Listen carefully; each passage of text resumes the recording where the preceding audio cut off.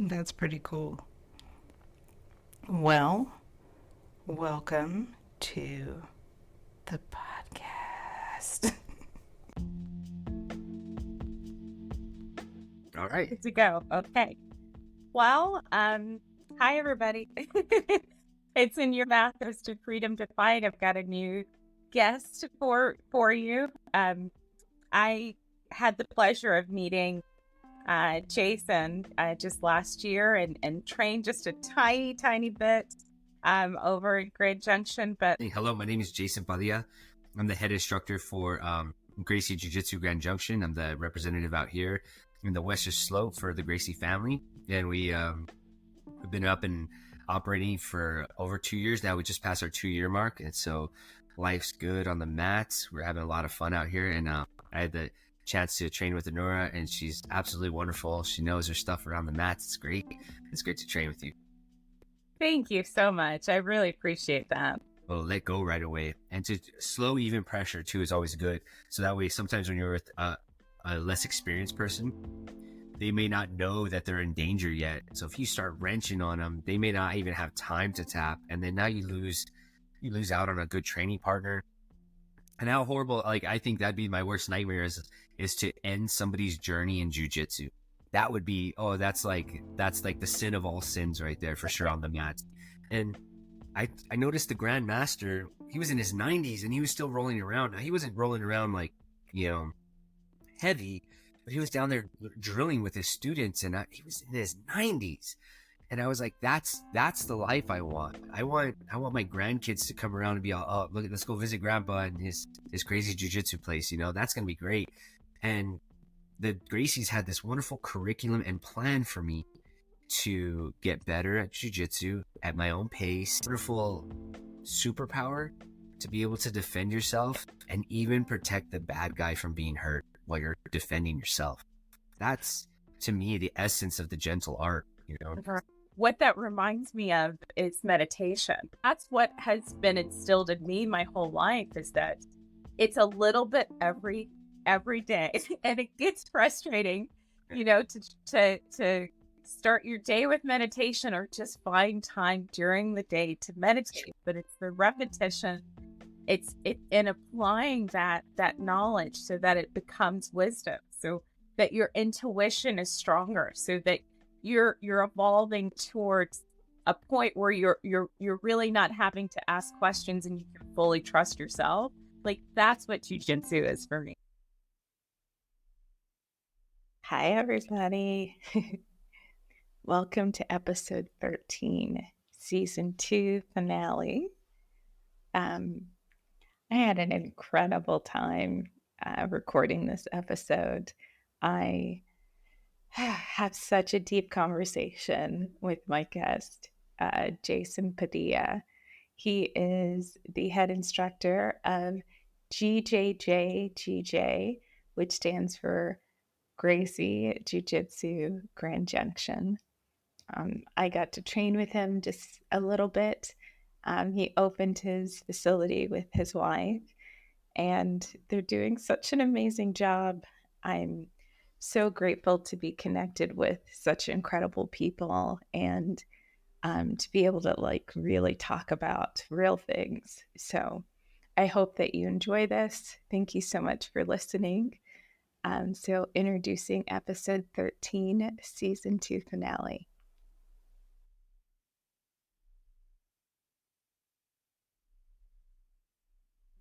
Okay. All right. Good to go. Okay.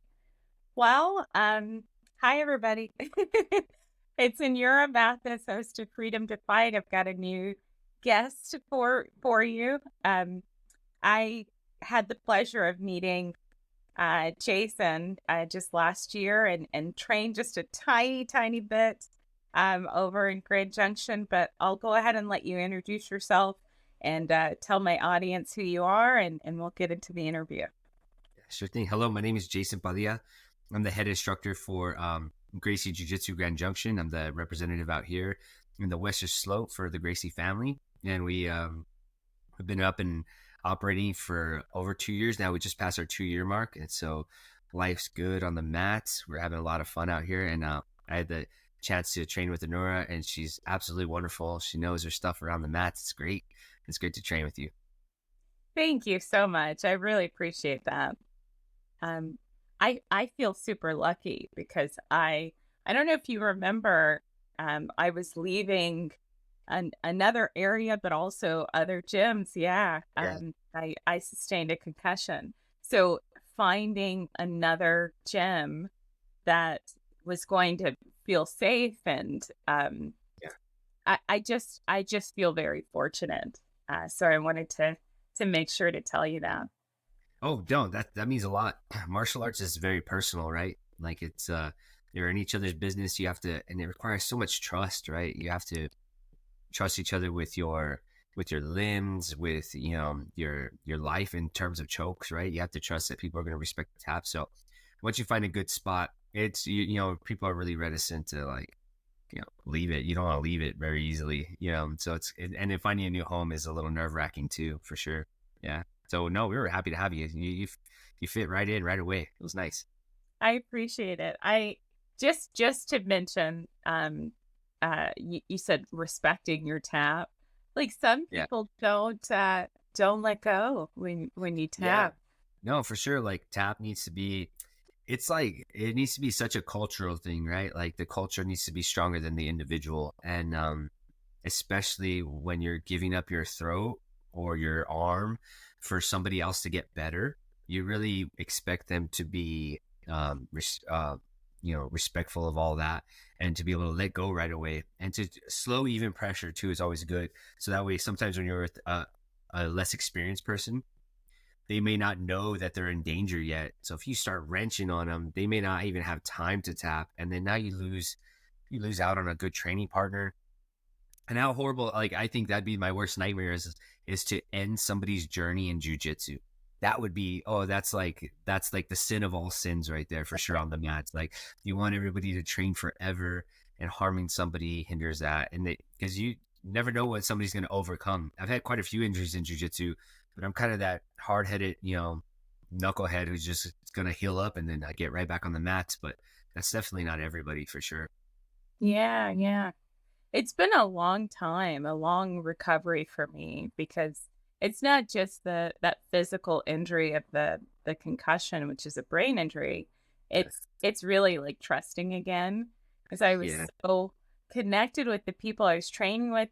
That's how I got introduced, and I was there often. I was training regularly, if not every day, every other day, and preparing for competition. So, and I've seen that a lot in competition. I've seen people not um, respecting taps and And really like putting people to sleep because of it. it's a different world altogether. The Gracies are not a competitive school. They're definitely a self-defense oriented school. Uh, Having said that, I started off with the Gracies in 2003, and I was introduced to it then. It was a big deal in the Army. So our first sergeant sent us out to Torrance to go train with them for a bit, and I got the bug. I was like, really didn't want to try jujitsu, didn't like it at all.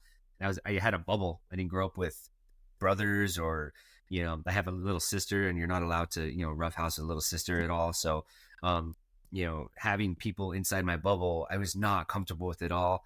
And then they sent us to Torrance to train with Helio Gracie out there, and I got a chance to meet the Grand Master. He was still alive at the time, and Wow. then he was just visiting from Rio de Janeiro, and then I met Henner and Helon out there, and and Horion was very much still in charge of the school when I met him, and just he's a very charming man, and he's very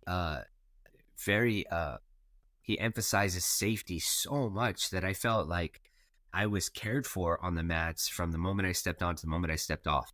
And like my whole day was filled with, all kinds of different dangers. But when I was on the mat, I felt safe. And I thought I kind of left with that. And then there's no Gracies in New Mexico. So I hopped around a lot when I came back home. I hopped around and tried to get as much jiu-jitsu as I could because I got the bug, and there's only competitive schools are available. And so like right away I started tacking on injuries. I've had pretty much the right side of my body has been like popped in several different ways, and so being able to recover and hop back on the mats is kind of it's kind of a little bit of a battle for sure. So especially with a head injury, like you were describing, um, I had a concussion 2 years ago, really, really bad. And I was surprised at how long it took me to start feeling okay again. Like, Yeah. we do a lot of front rolls and back rolls, for our warm-ups and stuff. And I did not like that at all, like in the months preceding my head injury. So like, it does take some time. So, but there's no hurry either, whenever you feel better, that's the time to hit it and finding the right Yeah. place. Yeah, yeah. I've toured a lot of gyms, and I've also moved around a lot. So I think that's a good and bad thing. Like I've been able to experience other gyms to feel it out, but Yeah. I that's right. I shouldn't rush. I shouldn't make a commitment. I think I've found the right gym nearby, especially being close to Denver. So um I I don't want to rush that decision though. And I think the professor realizes that like Yeah. this shouldn't be a rush decision. It is really giving your life to other people to kind of play with in a sense. Like Yeah. um and you don't ever really know where they're coming from. Like if they've just left a toxic um argument or something that happened earlier that day, or if it's just their environment in general, you don't really know who you're training with, Yeah.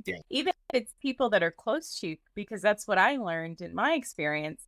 I didn't really know who didn't like me. I didn't really know, who I couldn't trust because everybody was putting on a happy face, this is what we do in the gym. Like, but no, there were people that had bad intentions, and that's why I got injured. Yeah, it So, can happen. We're all a universe unto ourselves, right? So, and what you come onto the mats with can really be dangerous if you don't just leave it in your car, for sure. You really have to leave ego there. You have to leave your day there.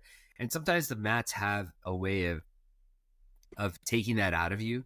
A lot of people, they'll come up to me like, this is my therapy. And I get it, because sometimes you could, sometimes even with us, we're rushing to class. None of my kids can find their belts. It's just this anarchy getting in and out of the vehicle. And then we get there and we're all flustered. And then as soon as you feel those mats underneath your feet, it has a way of taking that away if you allow it to, and then, mhm. but no, totally. Some people can bring that with them, and it really takes a strong culture, really good leadership. I've been fortunate. I've had really good leaders along my path. Um, it's just the competitive schools, like you were saying, there's a lot more injuries for sure in there, and that's because they're going for something. They have to train hard, and so, and they can't wait to, like, in the middle of a tournament. You can't slowly apply pressure, because somebody might figure out how to defeat what you got going on in that moment.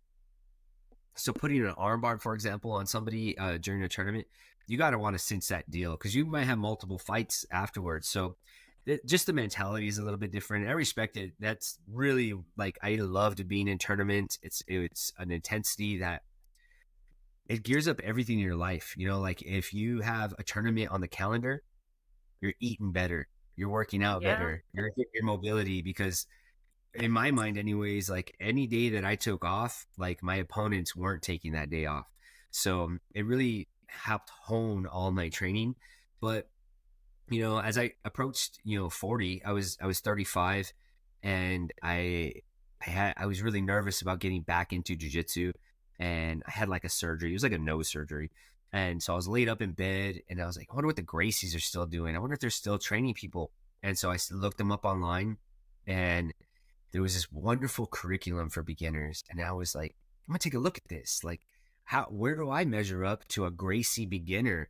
And Yeah. I was surprised at the detail and love and attention that they spent on their curriculum. And then there's this little section that says become an instructor, and I was like, why not me? That's kind of was my thing. I was Yeah. like, why not me? I love this stuff so much. What if I took a shot on myself? So I clicked on that, and my life's never been the same. It's just been a whirlwind of blessings ever since that day. So, um, you know, I I've been doing jujitsu on and off forever. Been and on and off the mats, getting injured, traveling. Now we've been home in Grand Junction for like 7 years now. We absolutely love this place. So this is the longest my family's ever been in one spot. And so, I knew that I was going to be dealing with my 40s soon. I was like 35 when I clicked on that button, and I'm 42 now. And so I had, you know, worries about aging. I was like, man, I don't, yeah, I'm going to get involved in this. I'm going to get injured. And then what? How am I going to sustain a business off of a broken body? And then even then, like beyond my 40s is, 50s are going to come so much faster, and 60s are going to be here in a heartbeat. And I noticed the Grand Master, he was in his 90s and he was still rolling around. Now, he wasn't rolling around like, heavy, but he was down there drilling with his students, and he was in his 90s.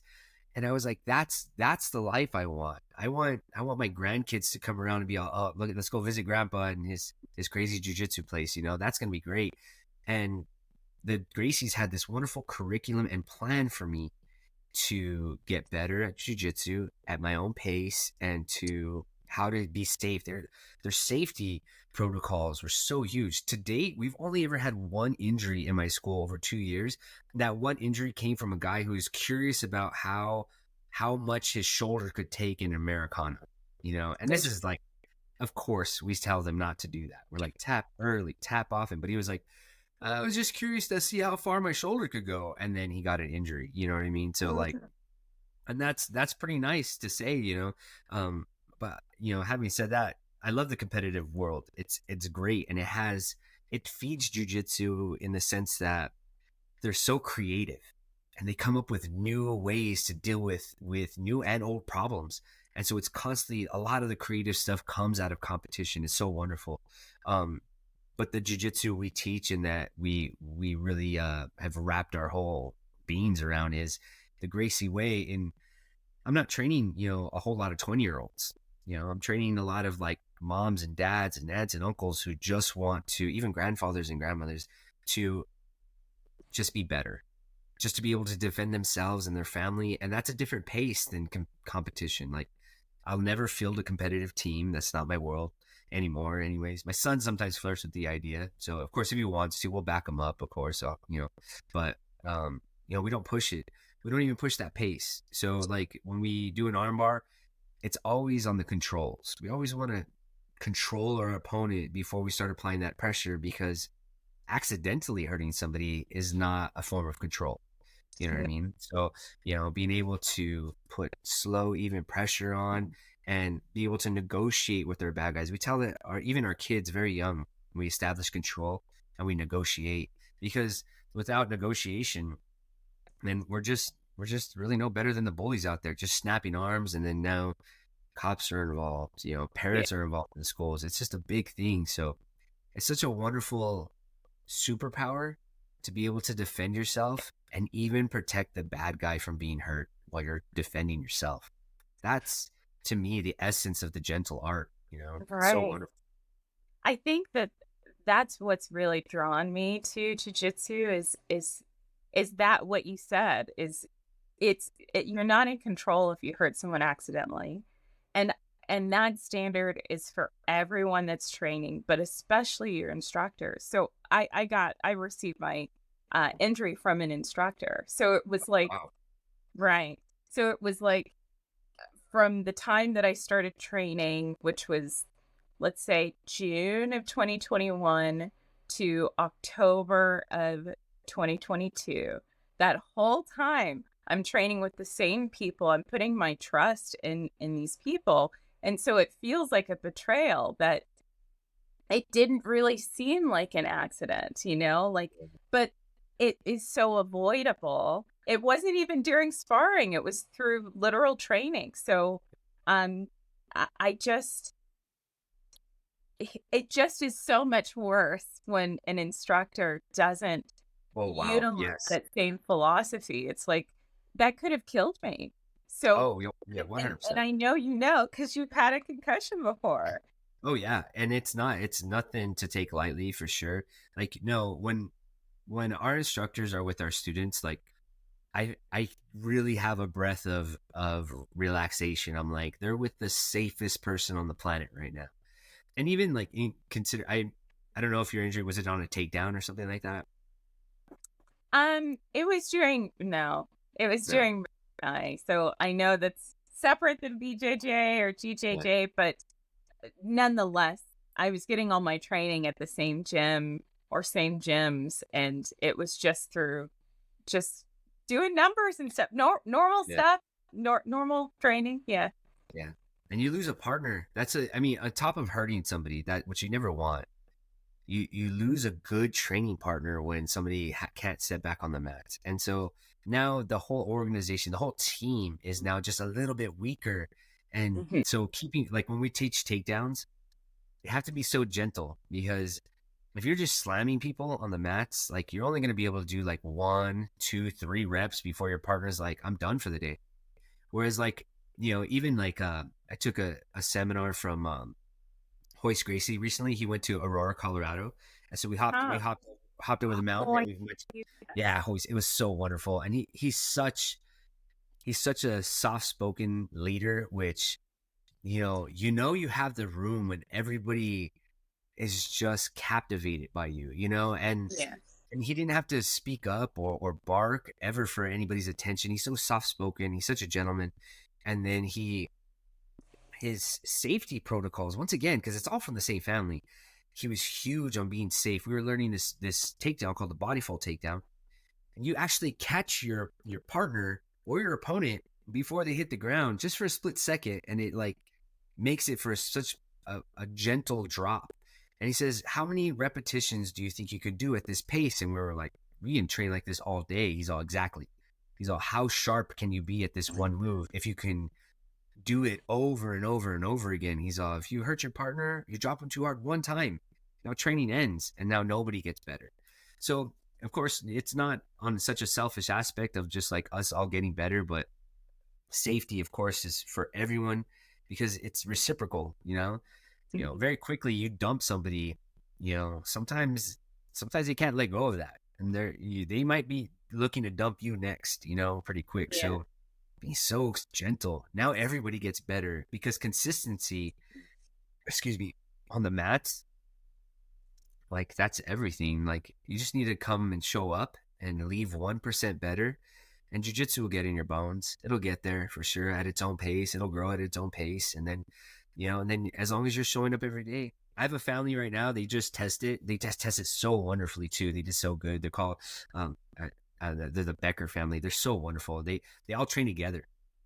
There's a whole mess of them too. There's a whole squad of Beckers, and they have like, I train 5 of them, and they go home and they train safe, and then they come back and they train, and they at first they just came in and did, they were like 1 time a week, slow, slow, slow. They would go home and train on what they train with me, go home and train too, and they just hit it slow, slow, slow. And now they're like a year and a half with me, and they're like getting ready to become instructors. That's how good they are at their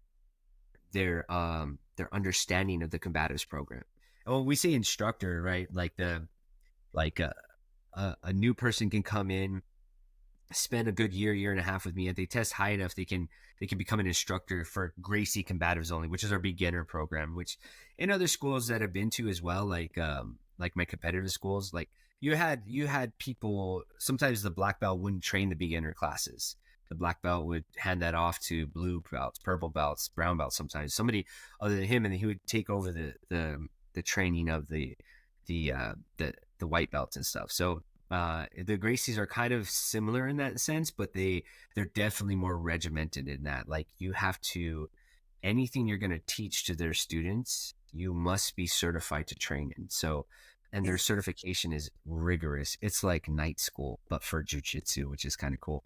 So like it's kind of a gauntlet. I signed up for it. I had no idea what I was getting myself into. I thought it was going to be like, this is going to be all right, but it requires a lot of study. I study constantly. Even I homeschool my kids, and so they have of course, their reading, writing, arithmetic, all that stuff. But the part of their homeschooling is still studying jujitsu too, because if they're going to be on the mats instructing people, they have to know what they're doing. They have to know what, we're representing a very important family in martial arts history, in mixed martial arts history, and they're the first family of MMA. You know, Yeah. they brought it to us, and so it's, you know, we don't take that lightly, and so it's a lot of fun. We even though the studies can get rigorous. Oh man, there's so much curriculum to go over. It's crazy. There's like over 6,000 techniques in Gracie Jiu Jitsu, and you're not allowed to teach anybody any of it until you've been certified in it. And so I'm not even certified to teach all of it yet. I'm certified to teach my slice of the pie, and I'm just working through my progressions. And once I'm going through a testing right now, and once I pass that test, I'll be able to teach another 240 techniques that will all be available to my people. So it's pretty rigorous, and for a reason. They don't want to dilute the art for sure. So it's pretty crazy. Sure, sure. So I've got to say something about just kind of the philosophy that you mentioned, and then I'm going to shift back into talking about your martial arts journey, because I don't want that to be spotty. I want that to be, I want people to really know about you Yeah. and Sure, how to yeah. find you and things like that. So I just wanted to mention that um it's what it sounds like to me, jujitsu, Gracie jujitsu, so jujitsu in general, but you know, their influence. I just think that it's not just about obtaining the knowledge. It's not just learning the moves. It's not just that part of it. It's also the wisdom behind it. Like, it's the wisdom of knowing who you're training with and the people that you're around, but all of the things that are not specifically taught. It's like through your intuition. How should I how should I really apply this knowledge? And it's still taking me time to recover from the trauma of my concussion, but it just kind of like, in comparison, I'm thinking of how my experience should have been compared to now what you're teaching me, like the philosophy of this beautiful art. Like, it should be that you're in control of yourself. It Yeah. should be that it's like you mentioned, it's not going all out. It's like being able to do the repetitions over and over again, um while protecting yourself and protecting others. And what that reminds me of is meditation. And I've Yeah. talked about this before, but it's like I have a really long history of meditation. So from the time I could like sit upright to now, I've been studying and practicing meditation and the philosophy of all of that. So, and even my name kind of comes from that type of Buddhist background. But Really. that's what has been instilled in me my whole life, is that it's a little bit every day. And it gets frustrating, Yeah. you know, to start your day with meditation, or just find time during the day to Sure. meditate. But it's the repetition, it's in applying that knowledge so that it becomes wisdom, so that your intuition is stronger, so that you're evolving towards a point where you're really not having to ask questions, and you can fully trust yourself.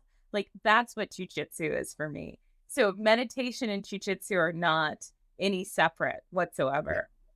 That's so wonderful. That's so wonderful you mentioned that. My students come up to me quite often with allegories all the time. Like, one of them's a rock climber, and he's like, jiu-jitsu and rock climbing are so similar, dude. And I'm like, yeah, I can see that, you know. And then I have an engineer. I have several engineers, and engineers are funny people in the sense that, like, they break down jiu-jitsu into numbers. They're like, Yeah. oh my god, the amount of pressure you're putting right here must be upwards of, and you're like, oh dude, I can't even, you know, you're speaking to a monkey right now, buddy. Like, I'm not going to keep up. So yeah. So like, it's funny to hear you say it about meditation.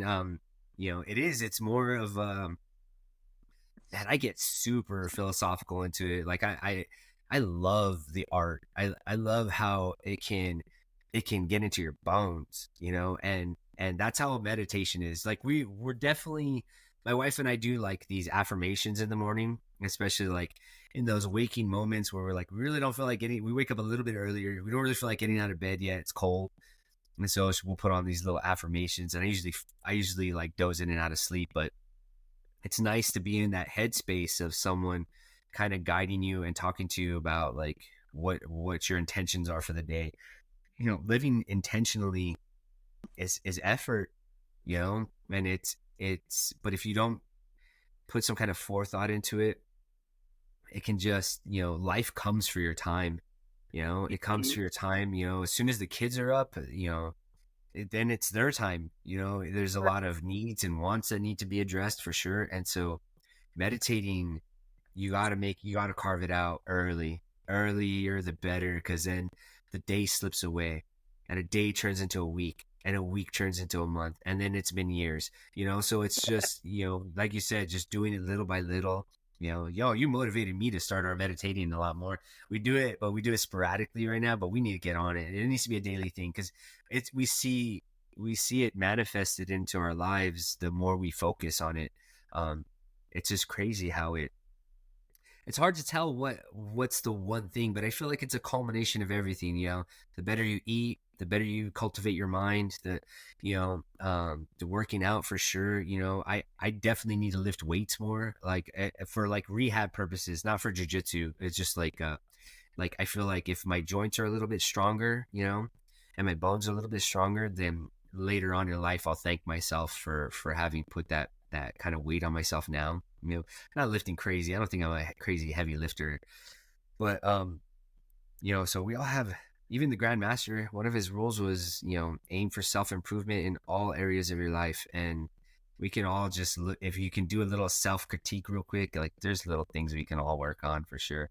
But meditating, that's definitely going on the list, Anura. That's gonna be a good one.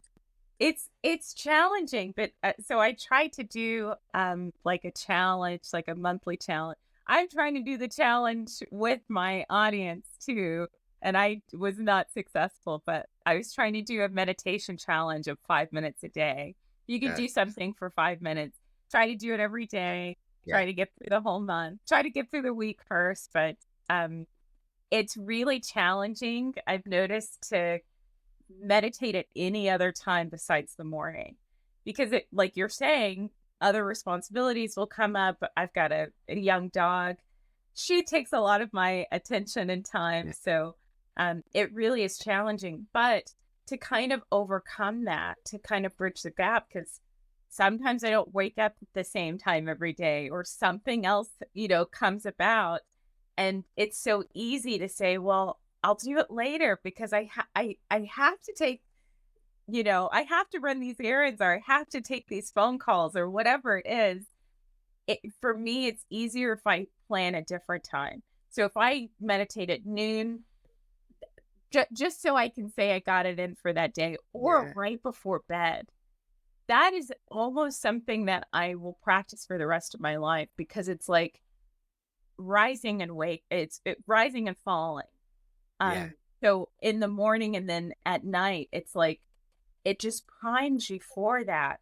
So, and you can do this affirmations at the end of the day. I have a gratitude practice of what am I grateful for, of what happened just for today. It's sometimes good. I challenge myself and say, what am I grateful for the previous day? Can I remember all of the good things that happened the day before? But just to kind of get into the flow of things, pick a different time. If it's before bed, that'll work. And then it'll be easier to do it the next day. So I agree. That's my advice. Yeah, my wife sends me a text every single day on 3 things she's grateful for and a random act of kindness. And I've been on like 7 days straight of replying to her. Like, sometimes I just, like I said, the day comes for you, man. It comes for your time quickly. And so, but it really does help frame your whole existence a little bit better. Like, 100 things could go right in the day, and then one thing can go wrong, and then you can just go to bed focused on that one thing. And so my wife really helps frame it for me, and I hear where her headspace is, what her universe between her ears is like. When I read her gratefuls, I get a good idea of like, oh, that's what happened in her day. How cool. She did that. Oh, that was a great random act of kindness. And random act of kindness is like random act of kindness are like a little trickier than you think. Like sometimes I'm like, I did that, but I also did that for my business, or I did that, but there was a selfish angle on it, right? Mhm. And so like I kind of like grade the random act of kindness as like it's got to be like totally not for my benefit, and for somebody else's entirely. And those are a little tricky to come around sometimes. I'm like, Right. I gotta hurry up and grab one. Well, who can I help right now? So, and sometimes it's just reaching out to somebody who needs to talk, and that's probably overlooked way too much in today's day and age. Is like, you think all your friends are good, but then you reach out and you spend a little time connecting, and you're like, oh, there's something going on in their life, or you find, especially if you're a parent. Oh man, if you're a parent of teenagers, or you're a parent, just a parent in general, man, like reach out to your parent friends. They even just an ear to just bend for a little while can be very helpful. Nobody should be dealing with stuff alone. We're all tribal people. Yeah, yeah. I just want to say, yeah, that's quite a service, is to be emotionally available for people that are in need. And if you don't know already, I'm a trauma therapist. That's And right. Yeah. yeah, I have really unique experiences that it's every single day. I will find myself in a position where somebody needs to talk to me. I do Lyft driving sometimes. Sorry, that's my doggy. Um, Sorry. just anything. Going to a grocery store, people just need it to talk to me.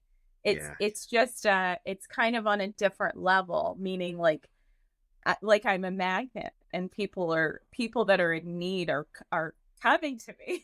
Yeah. So I have to be ready. And sometimes I'm just not. Sometimes I'm just at zero. I'm just depleted, and Sure. I don't have much to give. But I think it matters even more in those moments that I show up when I'm just like, I want to give up. Like I don't want to talk to these people right now. But um it's that is a very kind thing to do, is to make yourself available when Yeah. somebody is in need.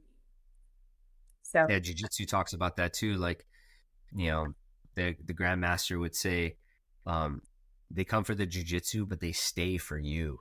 yeah. And then Hicks and Gracie was saying on like the Joe Rogan podcast, he was saying that he considers himself um, very selfish, because he can't give from an empty bucket. And Mhm. so like he spends the first part of his day making sure he's right, meditation, exercise, eating right, doing his training, so that he doesn't ever feel like he's falling behind.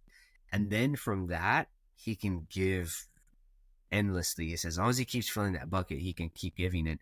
I always thought that was a wonderful way to put it. And because you're right, especially in any kind of service industry, I'm a jujitsu coach, but I used to work retail. I was a soldier for 10 years. So like, it doesn't matter what you're in. Like, if you're empty, if that soul bucket is just running dry, like, man, you can turn into a brittle spirit.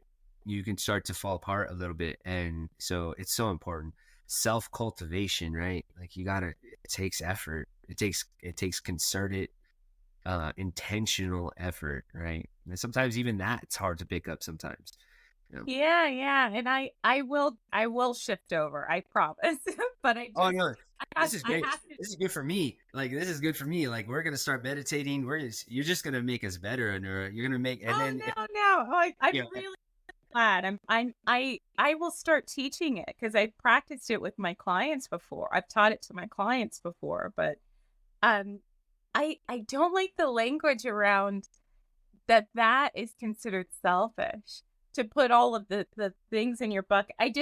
yeah, I just don't like the term. Like, I think that it's so needed. Like, it's hard to shift your mind and thinking like that, because our society is like taking everything. Like you were saying, yeah, time can be stolen from you. Like it, and especially as a woman, like I'm expected to give to people, to oh, just be nurturing and always be smiling, and yeah. that's not reality. But No, but not I at all. can make it my reality by ensuring that I'm the first priority, and realizing that. So as a meditation practitioner, like, you're not going to get relief just in the first session or the first week, or you may not be for months that you find what you're looking for, but you will never find it if you don't have that consistency. And it's really not just doing it. It's really not just going through the motions. It's that other intuitive piece, that other connection that you have. You can set your watch and time yourself and do all of the motions, but if you're not fully in it, if you're not fully connected in that way, you're not going to find the benefit. But I'll tell you, when you do that, your whole life changes. No. Whatever problems that are happening around you, whatever is external, my understanding and all of the meditative teachings that I've studied, it's really a reflection of your internal. And it makes me so bad to even say that, because you get wrapped up in, and like, this person did this to me, and all of that's true. There's a whole reality for that. But if you want to change that experience, you've got to work on the internal stuff. And meditation is a good avenue. You can do that through therapy, you can do it through jiu-jitsu, and you can do it probably with all three plus, plus some, like all three of those things plus more. It really is cultivating a healthy life, a healthy experience. So the things that are happening externally are not affecting you in the same way, or you're just not finding yourself in those situations as much. Yeah, it makes it easier to breathe through like the hard times of life, right? When you have a full spiritual bucket, you're like, all right, it's gonna be okay. It's gonna be okay because I'm okay. I'm okay, and it's gonna be okay. Especially when you're at being a leader can sometimes be lonely. Like, Oh yeah. you can search out and find peers. Usually, like when I speak to my peers, it's just a lot of complaining, like for myself, just speak for myself. Like, I just feel like complaining about everything I can't complain down about, right? Like, I don't complain down to my students about anything going on, right? That would never be right. But sometimes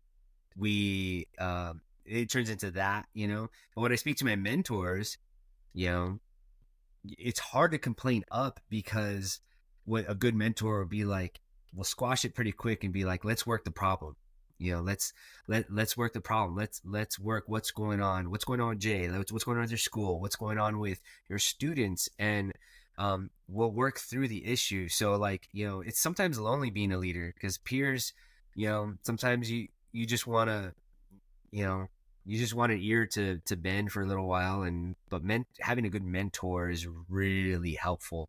And I've been lucky to have one of my mentors is out there near you in Aurora, Colorado. He's Gracie Aurora. He's named Tony Devlack. He's out there. He's the black belt out there. I go to him for all of my testing, and another one. I have another black belt friend, Jeremiah Hacker. He comes to me eventually and checks out the school, and rolls with us, promotes me if I need a promotion, stuff like that. So mentorship is so important. Having peers is important too. Sometimes complaining, it's all right. You just got to keep it. You just got to make sure you're not poisoning the well. Like that's a big deal for for all of us who are in leadership roles, for sure. That's why we don't complain down. You can't complain to your people. It's never gonna come across good. It's just gonna spread into gossip. And so, it's kind of like, it's a lonely road sometimes. I come home and my wife and I talk a lot. I'm so happy to have her. And then, oh my gosh, she takes the load. I can't, and then, vice versa. We have a rule in our marriage, like, from day one, it was like only one person's allowed to freak out at a time. So if someone's freaking out, if she's freaking out, she hopped on it. Now I got to be the adult in the room, and then vice versa. Quite often it's her hopping on it too. So on me hopping on the freaking out part, she's like, he's freaking out now. Only one person can freak out at a time.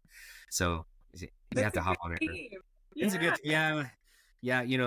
I asked my parents have been married for over 40 years now, and so my mom's like, you would think we have it down now, that we would never fight. And so I was like, oh, good, that's good. So we're doing all right then, like, because like we're, everything works out great, and then but we're both strong-willed people. So man, sometimes jujitsu is the only way we can settle an argument. Like, all right, let's go to the mats.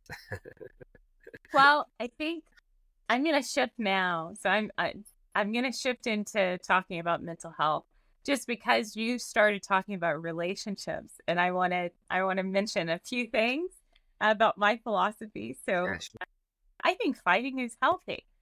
Oh, It's really how you fight. I yeah, think fighting, has a lot of different connotations. We were talking about jujitsu, so yeah, fighting in that sense, but perhaps we can use that as a model, that the healthy way to practice jujitsu is to show up in a caring and loving way. Honestly, it really yeah. is. I think jujitsu is love, to be honest. Oh, yeah. That's so funny you say that. Fresh- Like, I 100% agree. Like, how much do you have to care for somebody, um, to do, like, you have to be a good partner for them so that they can get better.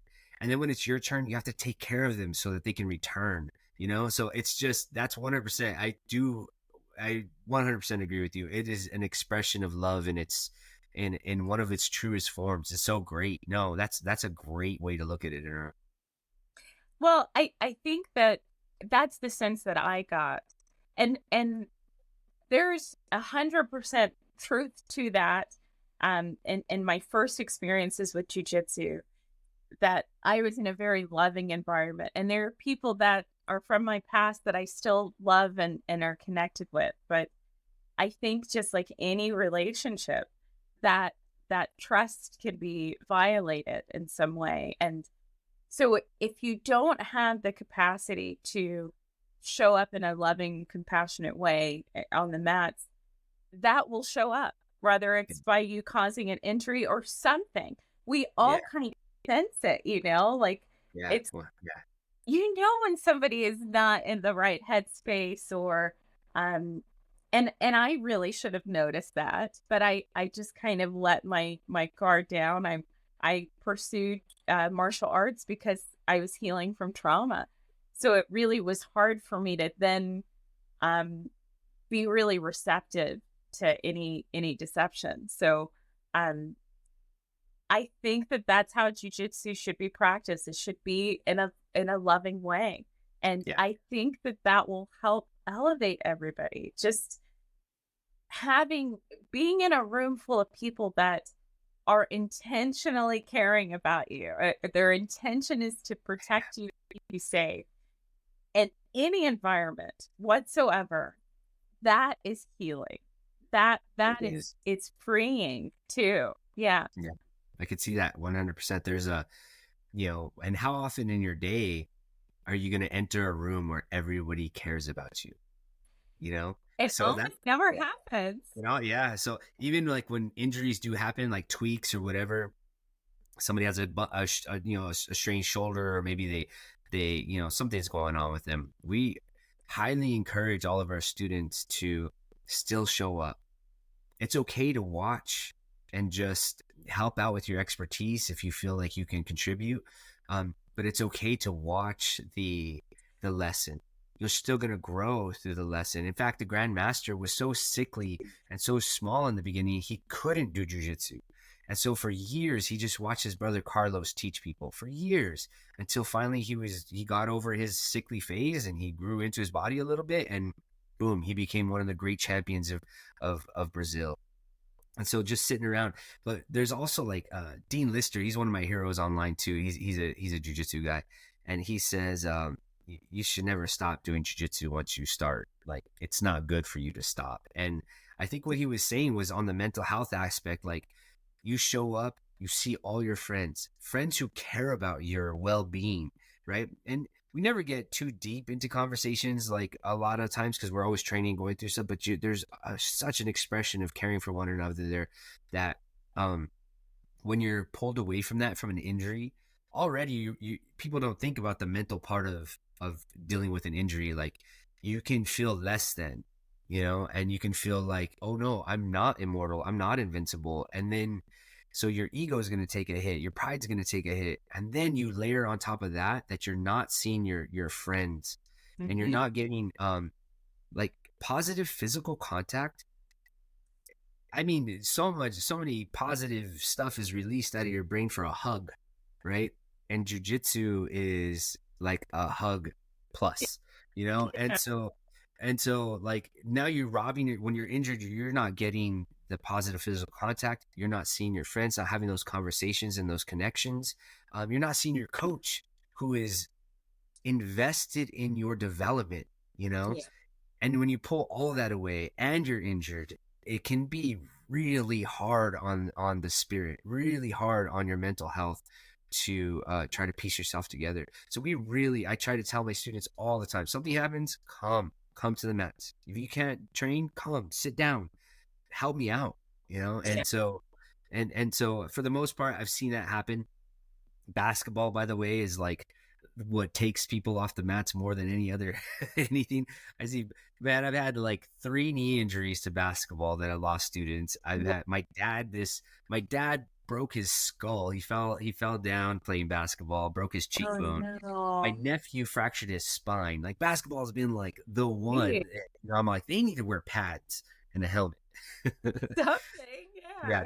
not to bash on basketball, but I'm just that. So more than fighting, I've seen other sports rob us of some students, and the ones who stick around and take my advice, they get over it quicker. It seems like they heal so much faster, and then they're back on the mats like it never happened. It's kind of nice, but the ones who don't, I've had students who've gone away from it, and I'll hear from them later that they're going through a tough time, and I know why.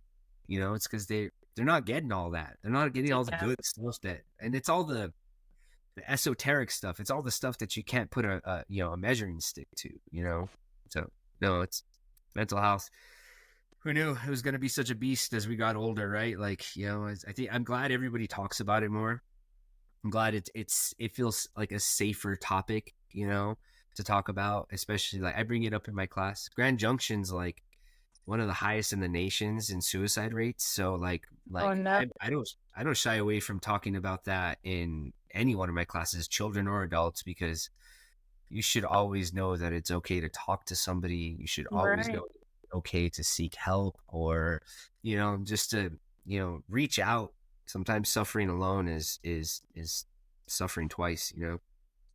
It is. And I mean, that's speaking to the point that you just made, of being injured and kind of being robbed from that environment, the benefits you get from that environment. But I want to talk about um, my mental health, I guess.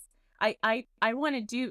First, I want to mention that that's my intention in creating the show is bringing more awareness to mental health and how martial arts can help to improve that. But of course, therapy and there's other ways to heal. But I'm definitely taking responsibility in my injury because my mental health had a lot to do with that too. That although it should the way that jujitsu should be practiced, it should be loving, it should be safe, it should be all of those things that we mentioned. Um, when it's not, just like any toxic, abusive relationship, you should see the signs and be able to leave. People have, switched gyms throughout their lifetime for better or for worse, but I think that I was putting the fairly now that I realize I was putting the responsibility on my instructors to keep me safe and to have that environment. But I was just kind of ignoring any time that an instructor would come in and you said complaining down. That happened all the time, like Yeah. That's just you a know, leadership thing right there. Yeah. and people that were injured would come to class and not really be it not the way that you explained it, not really like participating in the class, like maybe just kind of showing off that they had an injury and seeking some. It just was, you could tell it was a toxic environment. And I think that I want to make that statement that it's not, you can't ask people to do more than what they can, and they'll show you what they can do, even if it's somebody that you look up to. I Yeah. mean, I feel betrayed by my instructors, not just the one that injured me, but the whole establishment, because I wasn't being protected, but there was a lot of people wearing masks. There were a lot of people that weren't showing their true selves, and all of the things that they were preaching to us to not do it in the gym, they were doing, like they weren't practicing what they preached. And some of that came from jealousy, because I was preparing for my first competition. I was in the best shape of my life, to be honest. Yeah. I mean, at least from the time that I was 18. I'm not 18 anymore. I don't want to say, I need to stay right. I'm 37. Hi everybody, I'm 37. Yeah. Yeah. Yeah. But No, you still got a lot of good years ahead of you, and you're like, yeah. Thankfully I do, but to have come into something that I didn't know anything about before, to getting good at it and getting promoted, and then like preparing for my first competition and being really in the best shape of my adult life, at least, like, I didn't see those signs. I was just so wrapped up in, this is healing me. This is what I was seeking. But it's important to notice those red flags, and it's important to leave when you know you need to leave. And it sucks. It's a relationship, so it's it hard is. to Yeah. leave those relationships. Yeah. No, I hear that. I saw this really, like, it was a silly movie, but there was, I'm a big movie guy, so I like movies a lot. Even the bad ones, you can always find some kind of like nugget in there for sure that you can take home with you. But there's this movie, and the guy was reading something, so I'm sure your listeners can probably help us out with where this comes from. But it was from a zombie movie, but it comes from some piece of literature. But he said, "Where you stumble is where you find your treasure." And man, I've been saying that so much since we've opened up our facility, because some people have a hard time with a technique, and they're like, I don't like this technique, I'm never gonna get it. And I just tell them, where you stumble is where you find your treasure, because when you finally overcome that, you're gonna be able to help so many people. Mm-hmm. Like, you'll discover ways to negotiate this obstacle that I haven't even found myself, because maybe it came easy to me. And so I didn't have to get clever for this one particular thing, right? I didn't have to use my whole spirit, my whole mental faculties to overcome this. And so, like, with your injury and your experience, like, once you find a home, you'll be preaching it. You'll be telling everyone the difference out there in what could be, and like, I don't know. I just feel like, even though it does feel like a setback, like, man, if later on, years later, you're going to find so much treasure in this setback that you're going to be eventually grateful for it. It's weird to say that, right? But, it seems like all the hard things in my life, I've gotten the best benefits out of, but in the moment, especially, and even recently afterwards, you don't see that. But where you stumble is where you find your treasure. It's I see it happens, especially in jiu-jitsu. I see it happen so much. But one of my friends, that rock climber guy I was telling you about, he was telling me about one of his first jobs working on the railroad, and he was like in Minnesota or someplace like miserably cold, and he was just saying like how when life gets hard, he thinks about how hard those guys are working. And he's like, I don't have it hard. He's like, he's a nurse now, and he's like, I don't have it hard at all. He's like, sometimes I have hard days, but I'm not out there, like those guys are out there. And, it's good to have some tough times, it calluses you up. It provides perspective. My kids they got their first, my middle son, Caden, he's like an entrepreneur. Like, he's just like, how can I turn a buck? And so he got it in his head. He's all, there's leaves on the ground. I'm going to put my money together and get a leaf blower. So he convinced my older son to hop on the bandwagon. So they went and got a leaf blower, some rakes, and they were just going around and they've been soliciting their work for just raking leaves, really. And so they've gotten a job every week since then. And so now he's like finishing up his 4th job, and we're like, "You gonna do this again next year, buddy?" And he's all, "Nope." He's all, "There's easier ways to make money." And I was just like, we knew as he was going through it, we're like, "Oh, this dude, they're busting their butt," and I was like, they're gonna come out of it better. They're a little bit better at working with one another. They understand what investment is, because we made them buy everything. Like they had to buy all their tools, everything, and then they had to work to make their money back. And so they understand capital a little bit better. They understand what we go through as business owners, every set must be scrutinized. Yeah.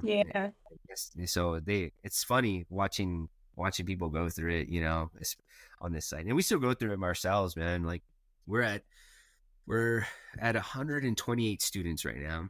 Oh, wow. That's a lot. Yeah. No, we're doing all right. And, my wife is the head instructor for the Women Empowered program, which takes a trauma-based approach. And I think we discussed it. She told me about it. Yeah, it's really quite something. Like, and her classes are growing. The other day we had a class of 16 women on the mats, and, I'll take the Pepsi challenge with anybody. Like, you don't see 16 females training in martial arts together at the same time ever, nowhere, no place. And so it's such a great program, and they have such a great leader in my wife, because she has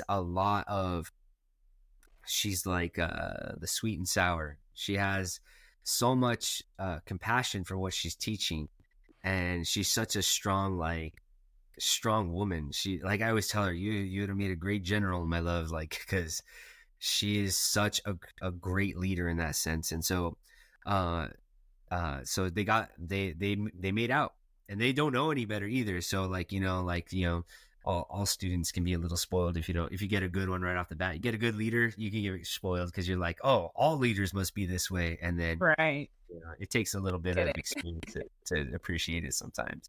Yeah. Well, it sucks that I'm not there anymore, because I really wanted to be a part of that program, but maybe I'll come pay you a visit soon.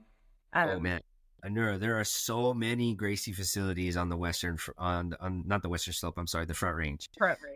Yeah. So yeah, there's so many up and down there. There's new ones popping up. There's established ones up there. So drive around, and like I said, even if it's not your flavor, I guarantee you there's so much jiu-jitsu on that side of the mountain that you'll find somebody that clicks with you. And then you don't have to we always say, like, when people come in, we give like a 10-day free trial, and we tell them during that trial, like, go try the other places, go try them out. Martial arts is so personal that, like, if you don't click with us, we just hope the best for you that you click with somebody, because it's just, I don't care if it's karate or taekwondo or whatever.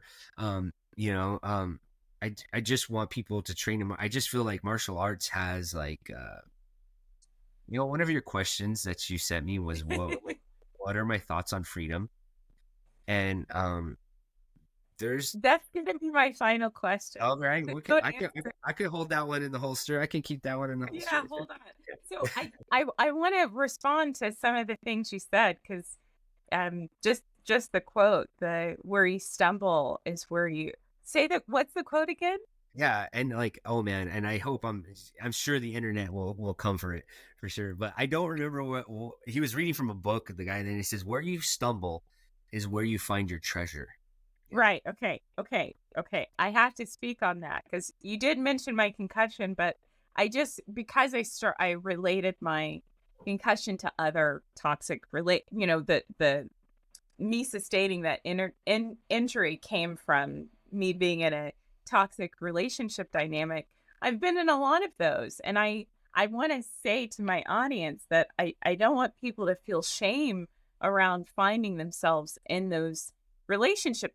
Whatever hard time you're going through, that concept still applies. Like, I almost feel like those conflicts arise for that reason, so that you can find whatever you are, whatever your blind spots are, to find your way around that. And like you said, then be able to give that wisdom to other people. I think it's kind of our responsibility to do that. And For sure. where I was last year, this time I was in Grand Junction, to now, oh my goodness, my life has changed so much. And I easily at that point could have just given up on my podcast. I've moved so many times. I didn't have to keep up with the things that I have, but my goodness, I'm a different person. And I've Oh, said that before, but like, I've never been this type of person before.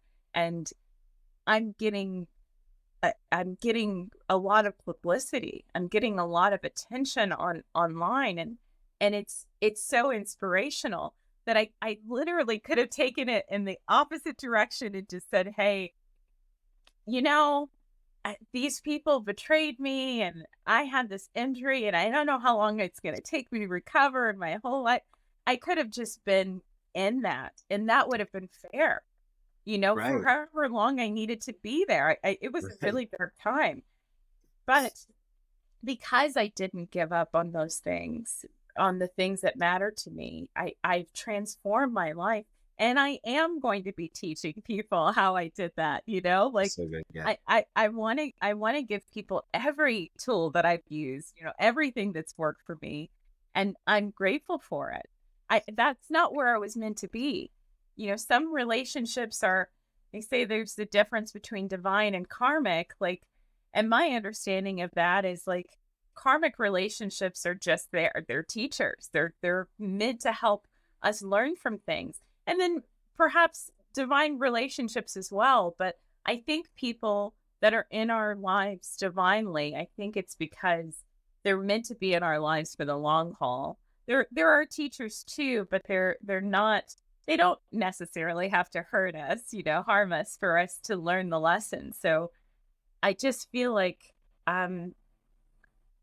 perhaps that situation, perhaps that injury and everything that happened around it was meant for me. It was Sure. a gift to me to Yeah. kind of release me from that toxic relationship so that I can then develop some others and teach people. Yeah. How great to, man, isn't that, that's the good magic that defeats the bad magic, right? Being able to take something negative and just like you said, so beautiful that it's a gift, and how wonderful. That's the, like I said, that's the good magic. That's the good stuff right there. That's how you turn negative into positive. It's like Viktor Frankl, what's that book, Man's Search for Meaning, I believe. Yeah, I think I Yeah. have that Yeah, book. that book right there, it's hard to label a day bad when you read his experience. Mhm. Like our problems that we have, that we exist with now, like business or family or whatever, they're really small. The other side of the earth is on fire right now. There's so much war going on, and so our problems are tiny, tiny, tiny, tiny. And so, like, I just feel blessed that we've been given the gifts and tools to be able to solve our problems. We're in this spot on the planet that we're able to express ourselves however we want to express ourselves. We're able to gather to us the people that are called to us, and it's just great. It's just, we don't have the big problems that some people in the world have, like my kids are fed every day, Yeah. what I mean? Every single day my kids have food, and multiple times a day, and that's not the case for everybody in the world. Excuse me. I live in Colorado. This is such a beautiful state. Like, Yeah. it's crazy to say that a small border sketched out on a map is a different part of the world, but man, I've wanted to live here forever. And when we finally got here, I was like, this is home. This is home. Like, it, I don't know, maybe in my 60s I won't like the cold so much, but right now it's I get snow on Christmas, if we're Yeah. lucky, and that's just something I grew up in the desert. So like, I appreciate, we get 4 seasons over here, and I Yeah. appreciate every single one of them, so many dang blessings. And then, you can only, sometimes I feel like, Viktor Frankl, had he sat there and thought, woe is me, just, and been turned himself into something horrible, and just been disgruntled all his life and never shared his thoughts and his experience of this dark time in his life. Like, his words give strength to so many people who've read that book. It's and perspective is what gives us that strength. And I really think that that's the choice that we all get to make. Who knows if we're the next Viktor Frankl, Who knows if that's our situation in life.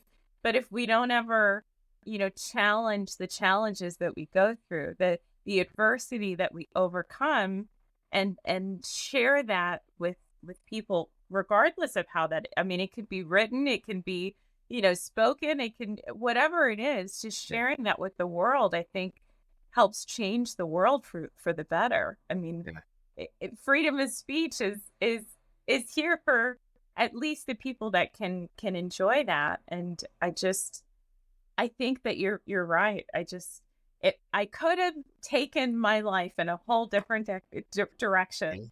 and You could it have. would just be, I'd be so miserable right now. But I'm not. Yes. I'm I hope that it's coming across that I'm really Oh, great. 100, yes, 100%. And no, you're all smiles, and smiles can be faked, but I feel like we all know when we get a genuine smile, for sure. And you're nothing if not genuine, for sure, Nura.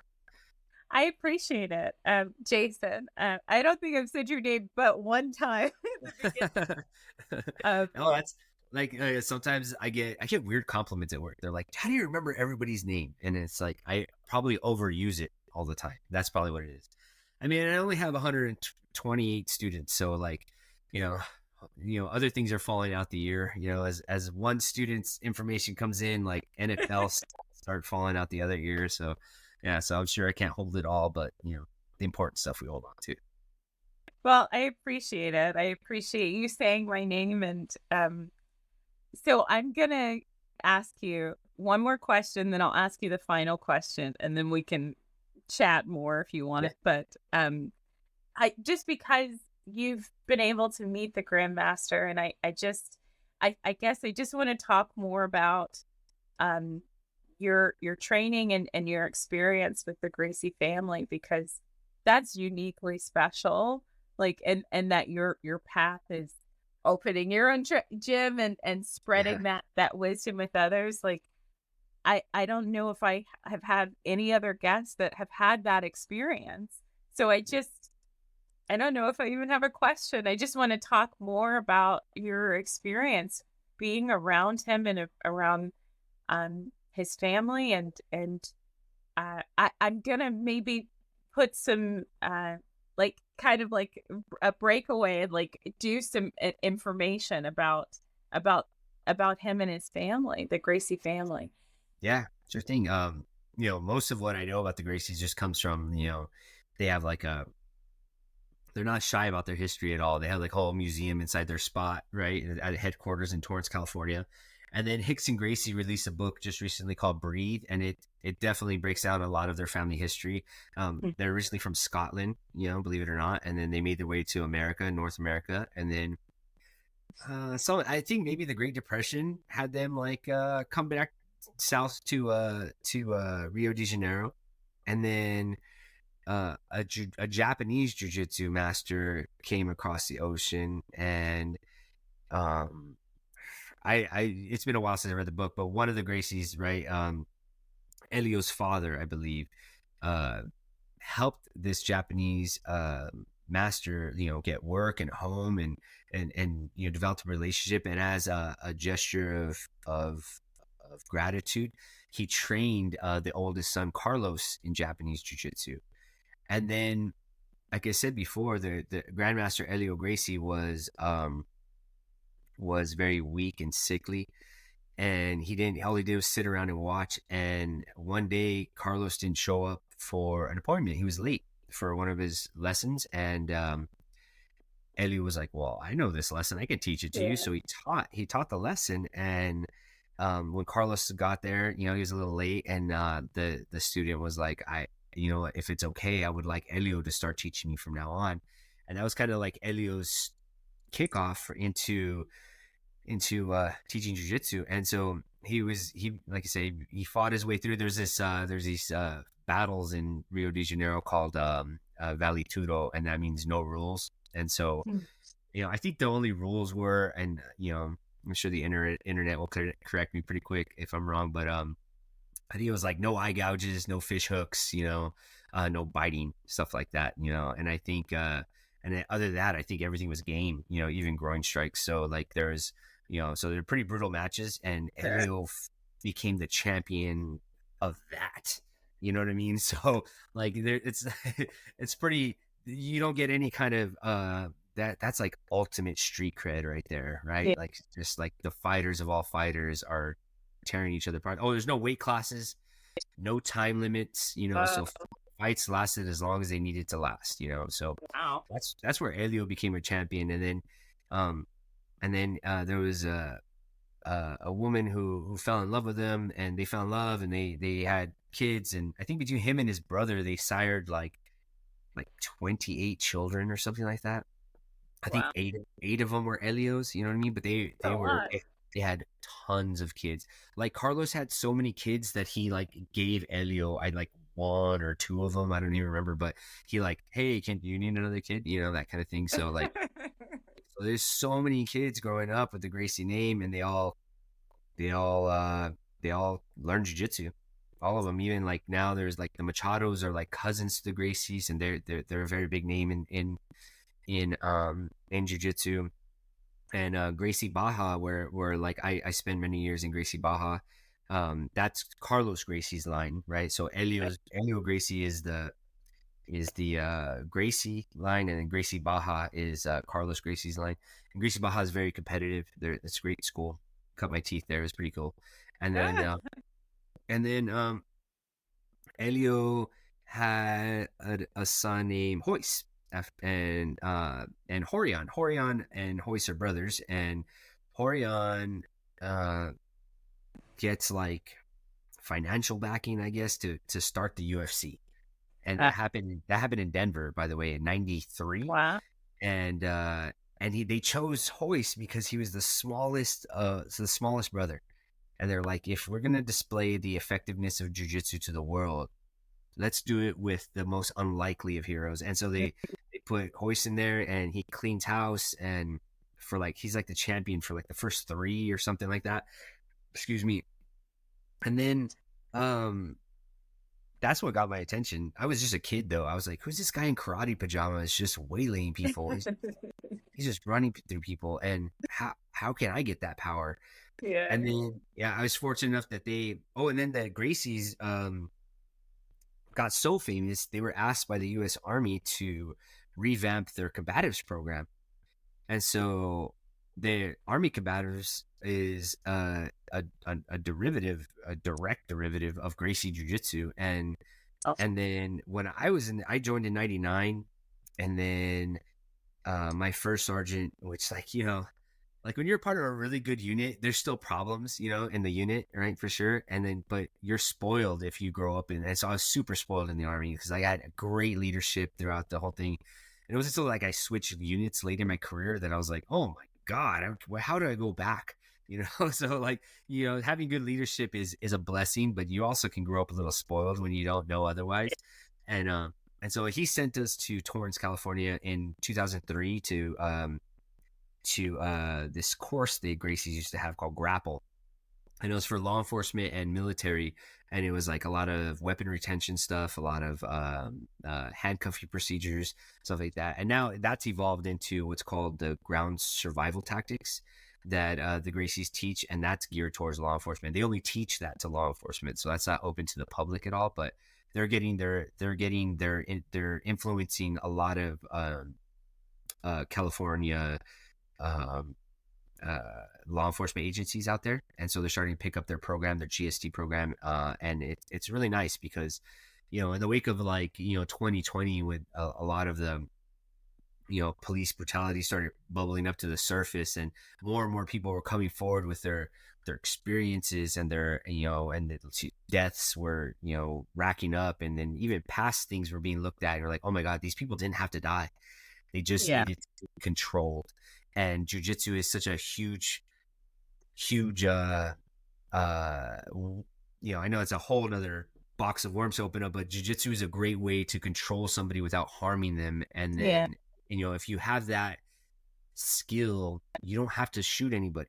You don't have to tase anybody either if you don't mind getting hands on somebody and controlling them.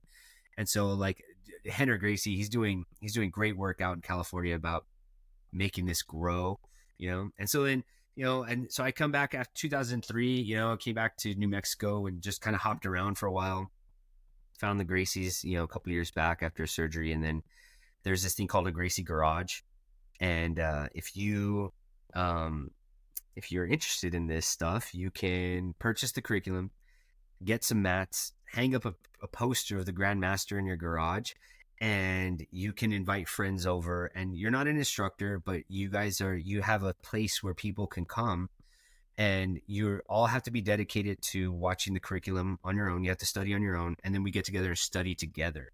And so it's like a study hall, right? And so excited. There's like a whole application process, and so I applied. I had to make a video, and I have to show them my training facility at the house, and I waited like Ralphie waiting for his decoder ring, man. I was so excited, and I got the call. They're like, yeah, you're a Gracie Garage, and I was so excited. And then That's awesome.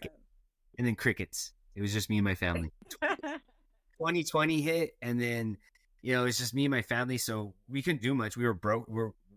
My wife's still a real estate broker. We were both brokers at the time, and so that's how we made money during 2020, because it was essential work. They wouldn't shut that down, so it was nice because we could still feed ourselves. And then, but we couldn't open up jiu-jitsu, so all we did was train in my garage for a whole year, train in the garage, train in the garage, and then I was lucky.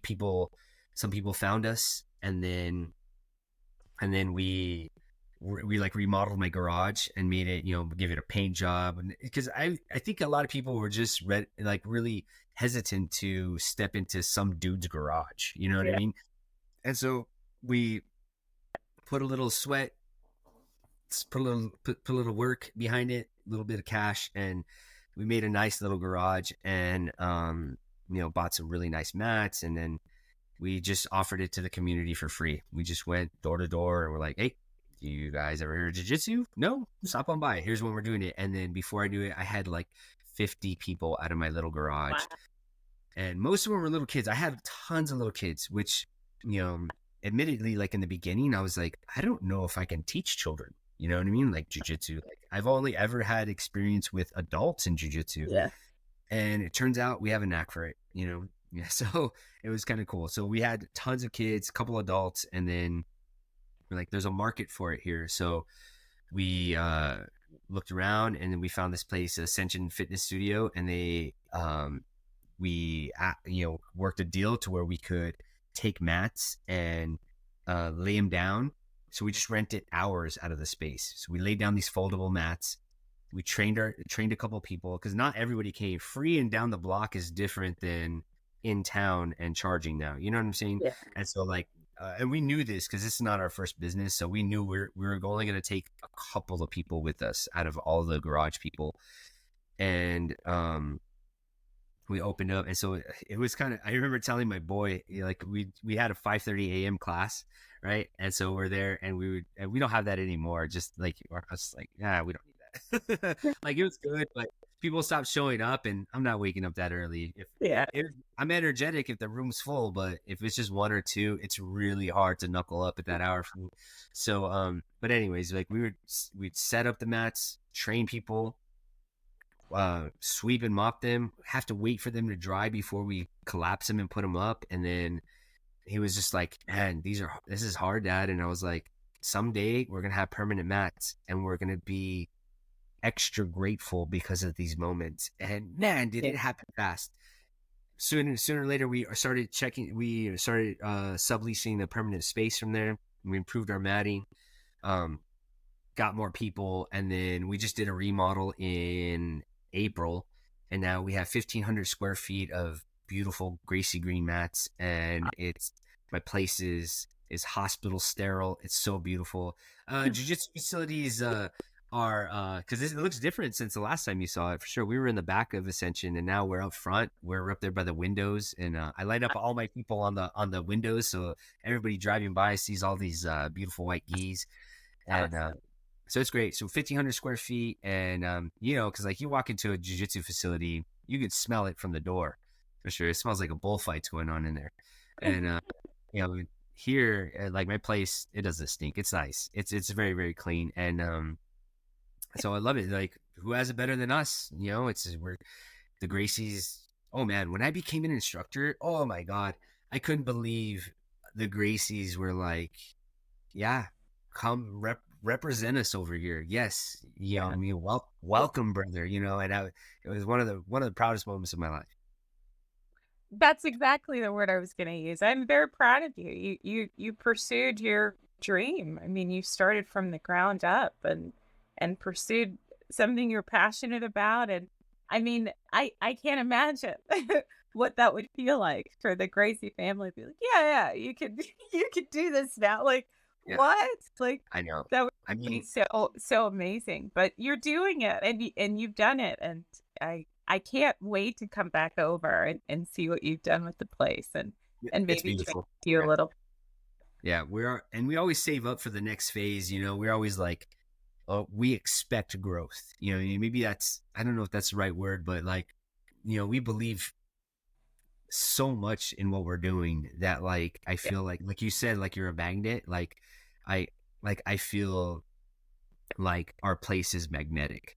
Like I feel like it calls to us the people who belong there, and even the people who don't. It's usually like my place is, I have very few 20-year-olds. The 20-year-olds I've kind of homegrown, but usually the 20-year-olds are looking for something harder, something more competitive. And luckily there's plenty of competitive schools in the surrounding area, like schoolhouses. So like I gladly, refer them out to like my competitive peers out there who are like all about tournaments and stuff. Cause they're not going to get it from my place. So I want them to find what they're looking for sure. Quite often I get them back, just cause competitive schools are hard. You fight day one. In my school, you have to go through the beginner program before you're allowed to spar. So, it's a very different pace. So sometimes that's good for people. And, I'm just glad that they're doing jujitsu. I don't care if it's in my place or in some dude's garage. Just jujitsu needs to be, everybody needs jujitsu. The world would be far less violent if everybody trained in how to deal with violence.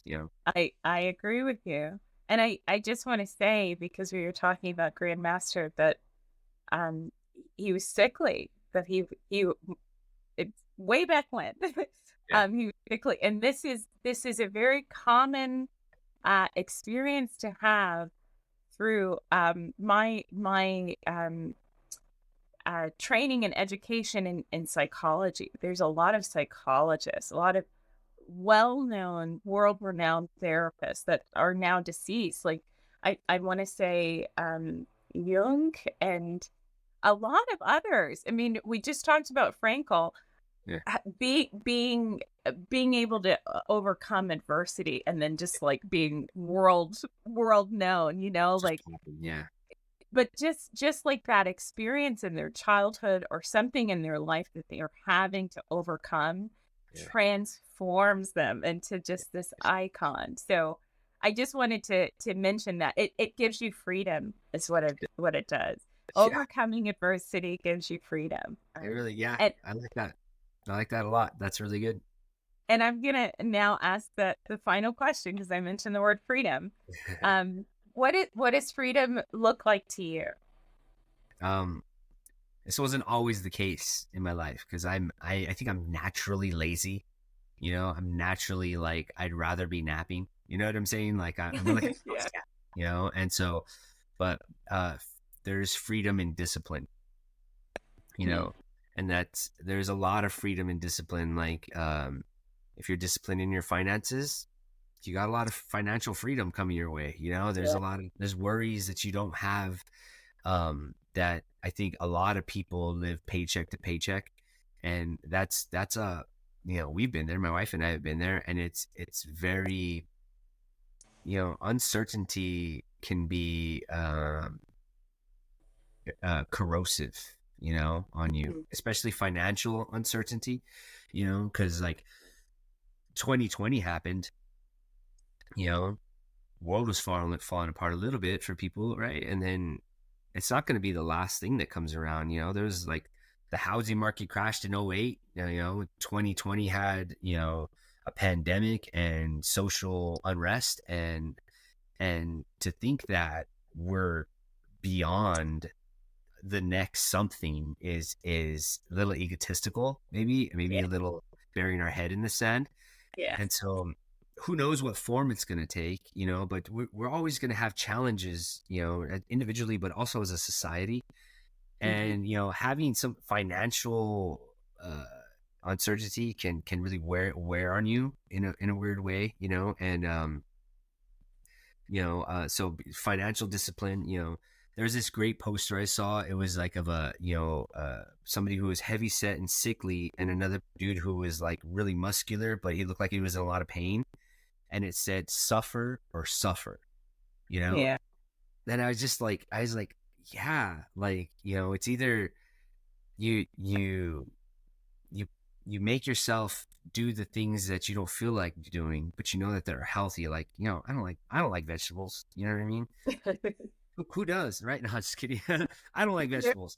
I never have liked vegetables. My wife is a rabbit. She loves every vegetable. And like, I don't like vegetables, but I know that when I eat them, everything is better for me. Like, my whole health is just better. I'm more energetic. I'm just altogether doing better physically, and so, and if we all have something that we can work on, that we can get better on, and just having the discipline to knuckle up and do the good work, there's freedom on the other side of it. You know what I mean? Like, what's in between you and your goals? It's probably something you need to get over internally first, before the good work starts, and it is all good work. I think I spent most of my life trying to run away from work, trying to find the easy path, and Yeah.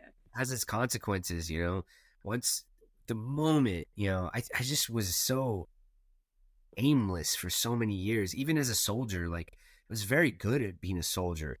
I was very, very good at being a soldier. I rose through the ranks quickly. I had tons of accolades and awards, and but even then I wasn't very happy.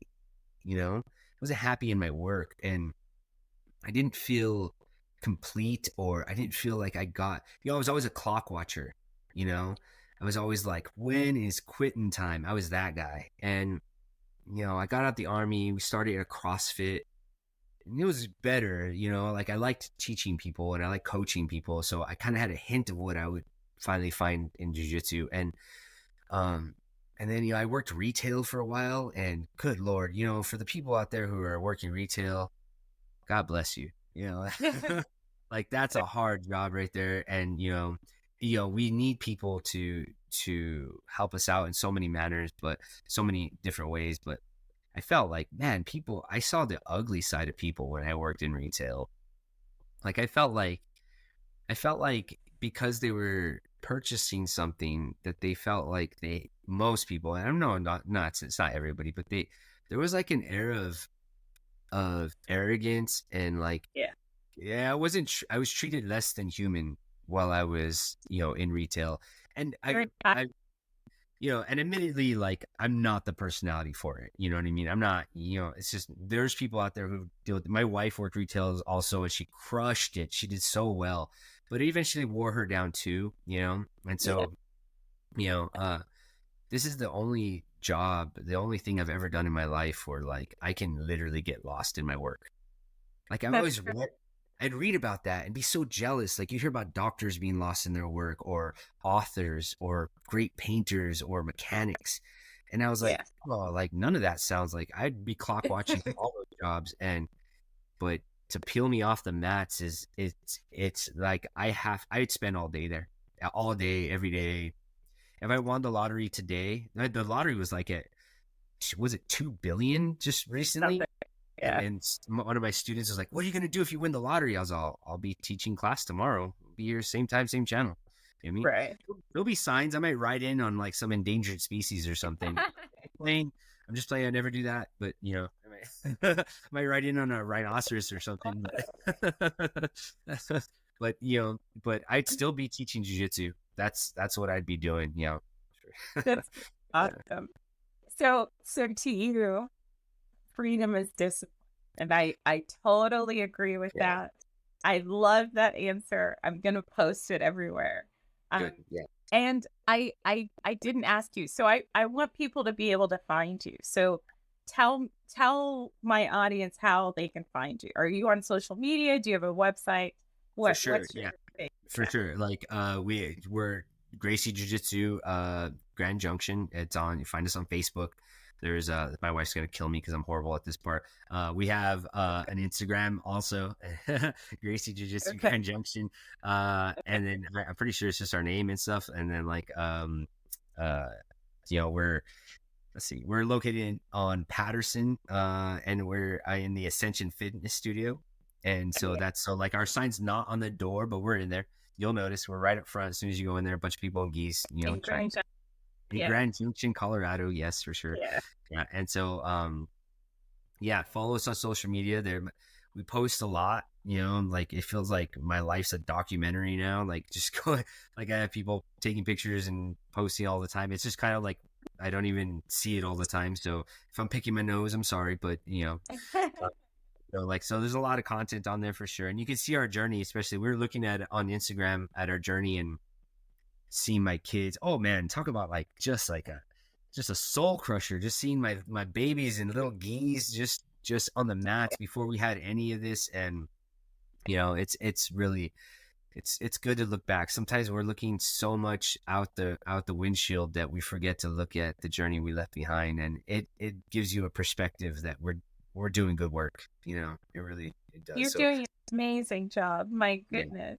And so I'm sure we'll send you all the links and stuff. Maybe you can, you know, post it like that and stuff. Oh, So, for sure. So I'll include all of your contact in the description of the episode, but then I'll make sure to connect with you because we're not connected yet online. Yeah. So No, perfect. Yeah.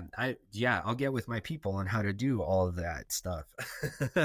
Like, well, I'll search too once we end here. But yeah, and we'll probably send you our stuff too. I'm so like, you know, I'm aware of all our posting. You know, I follow, and you know, my wife keeps me abreast of with everything that's going on. But oh man, am I such an oldie when it comes to, you know, like I don't know how to post. I have my wife and my kids help me out with all the posting.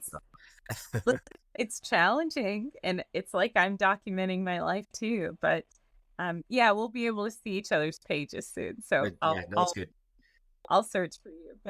But if you're comfortable with ending it here, I'm gonna end the interview. Unless you have any other questions or want to say anything else to my audience. No, you know, I just like for the audience, no matter what it is, like I'm a fan of obsession, right? But like you just have to keep it, you know, like everything in moderation, even moderation, right? But you know, finding something to really pour yourself into will only ever give back to you, you know. So like if you haven't found it yet, keep looking. Just keep looking. Search the world, scour every little nook and cranny, because we were all put here for something. And if it's and if it's you haven't found it yet, it's worth the look for sure. Yeah. I really appreciate all of the wisdom that you shared, and that we finally got to do this. We finally got to. I know this is a lot more fun than I thought it was going to be. I was like, what's this going to be like? What's it going to be like? But no, this is a lot of fun. No. Yeah. Thank you so much for coming on my show.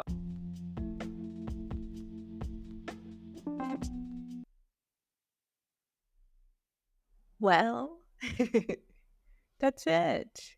I really hope you enjoyed this episode and all of the episodes of season 2 and season 1. But I am incredibly grateful to all of you for your support, for your encouragement, for believing in me. I'm really quite emotional. So I just want to say thank you again to Jason Padilla. And I can't wait to come visit your new place. They are opening a new place next month. Yeah. People are they're doing so incredible. I hope you enjoyed this conversation. There is a poll at the end of the episode. Please answer that. And if you'd like to get in touch with Jason, he is on Instagram. It's Gracie Jiu-Jitsu Grand Junction. He's also on Facebook, Gracie Jiu-Jitsu Grand Junction.